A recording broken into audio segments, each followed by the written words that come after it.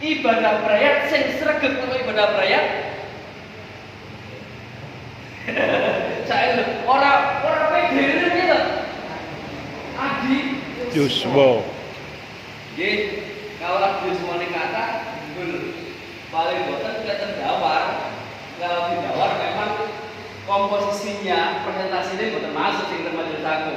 Karena semuanya contoh kemawon kula ten kelompok Yohanes dari anak-anak sing sampai dari sing ora ngerti apa sampai ora bisa. Matus nggih ngoten, teko bayi putrane Pak Komasno sampai sing Adiuswa. Sama Lukas pun nggih ngoten. Matius nggih ngoten. Nah, tetapi Bapak Ibu mau dipirsani malih. Jan-jan kalau merefleksikan diri, Gusti Allah ini personal apa sangat mencintai. Dalam bacaan kita, 3 bacaan kita menceritakan tentang cinta dan kasih Tuhan. Yang pertama, dibacakan yang pertama kita itu tentang cinta kasih Tuhan kepada jemaat yang umat yang dipilihnya. Di dalam Yeremia 23 ayat 1 sampai 6 menerangkan bagaimana Tuhan akan mengirimkan, mengadakan tunas yang adil bagi kita. Penerus wong Israel umat yang dipun Fiji. Tuhan tresnani bagi umat yang dipilihnya. Ini dalam dirinya.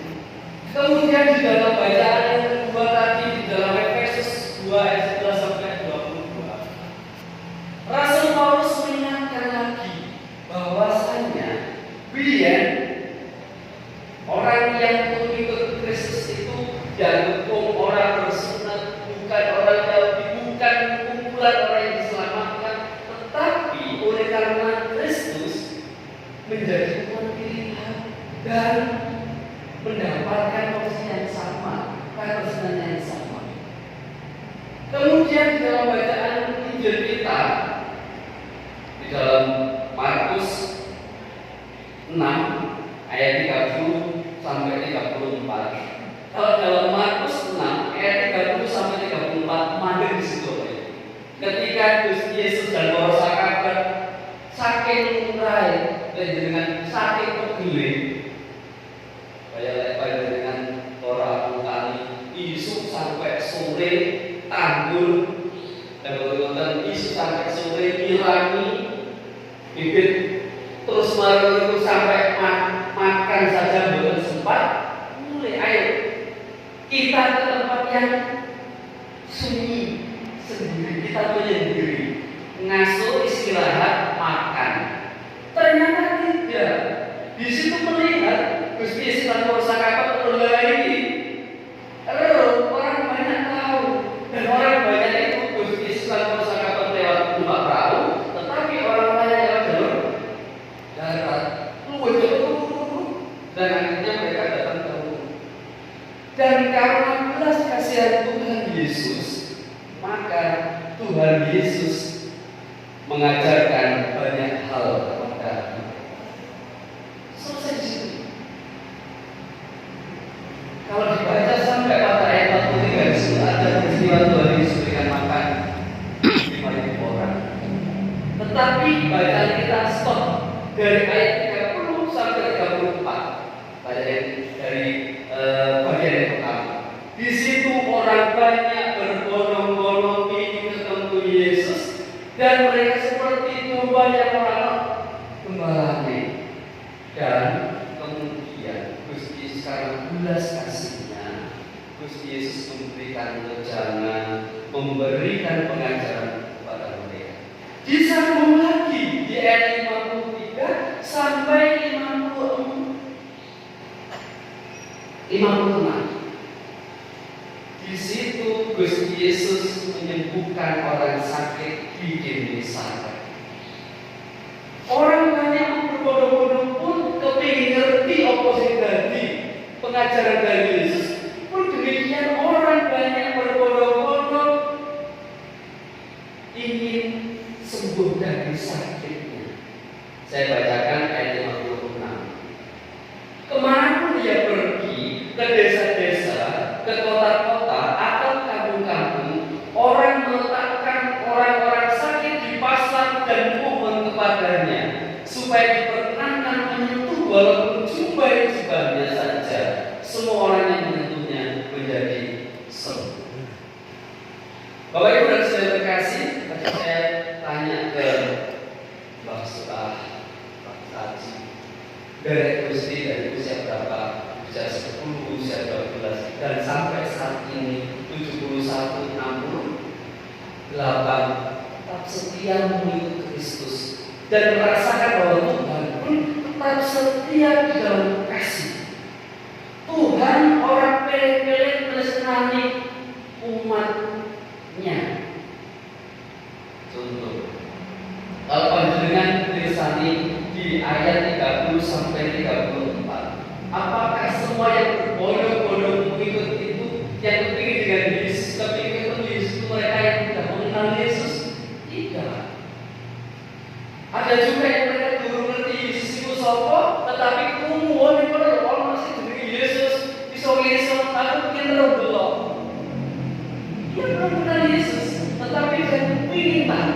Dia berbohong-bohong, dan Tuhan Yesus oleh karena belas kasihannya mengajarkan banyak hal.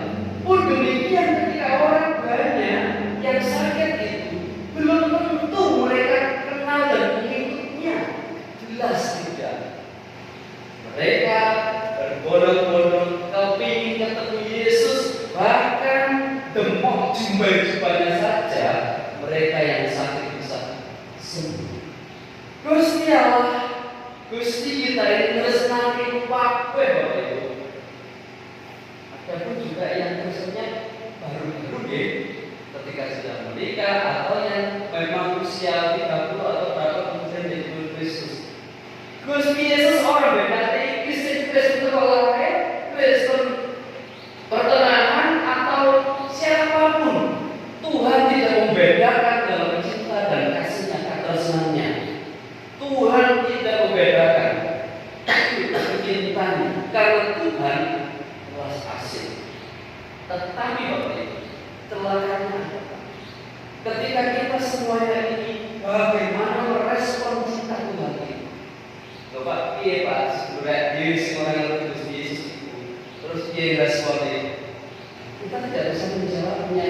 Tetapi kita tidak bisa menyetop Gusti Allah, Gusti Yesus dalam menesenani umat semuanya. Yang kita lakukan adalah bagaimana kita merespon cinta Tuhan, kasih Tuhan itu dalam hidup kita. Responnya adalah seperti orang banyak tadi, mau membuat kita berbondong-bondong mengetut tinggi Gusti. Mau membuat kita berbondong-bondong memasrahkan diri. Ya Gusti, pulau pasrah, jadi pulau wonten perkawis. Itu kebahagiaan, itu kesukacitaan, itu keberhasilan. Ngapunten Gusti, pulau rada lali.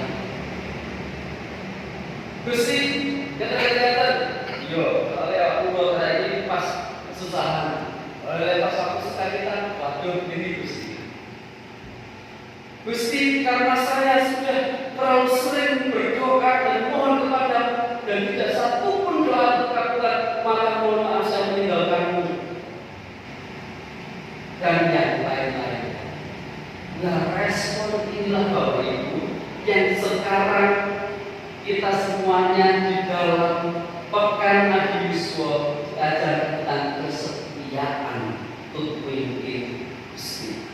Orang Yesus sudah memberikan teladan tresnani dan tresnani mateng Gusti sampai pada usia lanjutnya. Tuhan mencintai semuanya, tresnani semuanya tanpa terkecuali. Setiap makhluk yang ada di muka bumi ini Tuhan tresnani. Bahkan semua orang kenal pun ditresnani. Tapi kalau kita yang kenal Gusti, tetapi kita tidak mengindahkan undangan ini. Orang banyak yang ada yang tidak kenal, ada yang kenal, mereka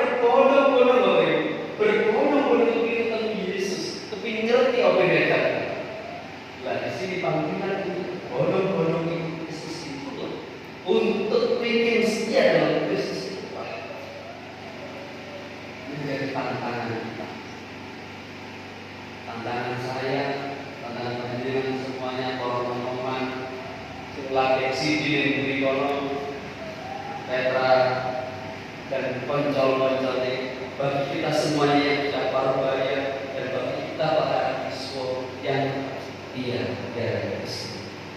Pun sebagaimana yang disampaikan dalam firman-Nya, orang sakit taruh di mana-mana, diri gempok wae iso sembuh. Berarti ada iman percaya khusus. Tuhan memanggil kita semuanya Bapak Ibu untuk taat setia. Oleh karenanya, untuk menutup khotbah saya memanggil para siswa untuk maju ke depan untuk menyanyikan nyanyian